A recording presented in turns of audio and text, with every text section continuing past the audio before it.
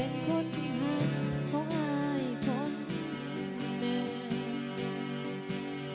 ถึงแม้อายสิขอให้ใจในความหวานซึ้งแค่เพียงเธอหนึ่ง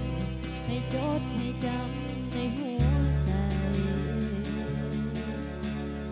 จิตก็สิอดเอาเหงาแน่คงบ่ถึงตายน้องเป็นผู้หา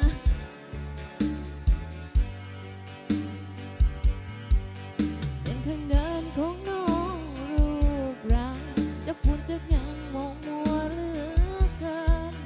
สิให้อายเดินได้แล้วมีไงเข้าตาบ่เขียดบ่ว่าบ่เขียดบ่คมทั้งใจดวงนี้ต้องทุกข์ระทมก็ยังดีใจว่าเธอหนึ่งเคยได้ยืนเคียงข้างกายเธอหนึ่งเคยใส่ผ้าห่มพื้นเดียวกันเคยบอกว่าฮักก่อนนอนทุกวันให้อายฝันดีบอกคนใหม่ของอายได้เด้อให้เฮ็ดเสมอก่อนนอนอย่างนี้ว่าโตน้องมันเมิดหน้าที่มีสิทธิ์ห่วงห่างห่างอย่างนี้ให้ยิ้มทั้งน้ำตา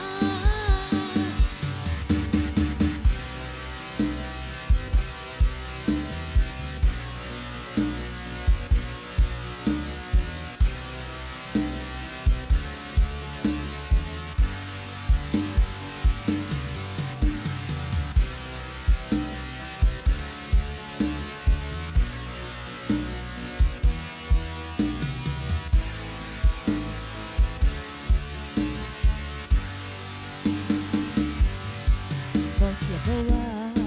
บ่เขียดบ่คมเรื่องใจดวงนี้ต้องทุกข์ระทมก็ยังดีใจแต่เธอหนึ่งเคยใส่มือที่ข้างกายเธอหนึ่งเคยใส่หอมพื้นเดียวกันเคยบอกว่าฮักก่อนนอนทุกวันให้อายฝันดีบอกคนใหม่ของอายในเด้อให้เฮ็ดเสมอก่อนนอนอย่างนี้เพราะตัวน้องนั้นหมดหน้าที่มีสิทธิ์แค่ห่วงห่างๆอย่างดีให้ยิ้มทั้งน้ำตาห่มพื้นเดียวกันโดยบอกว่าฮักก่อนนอนทุกวันให้อายฝัน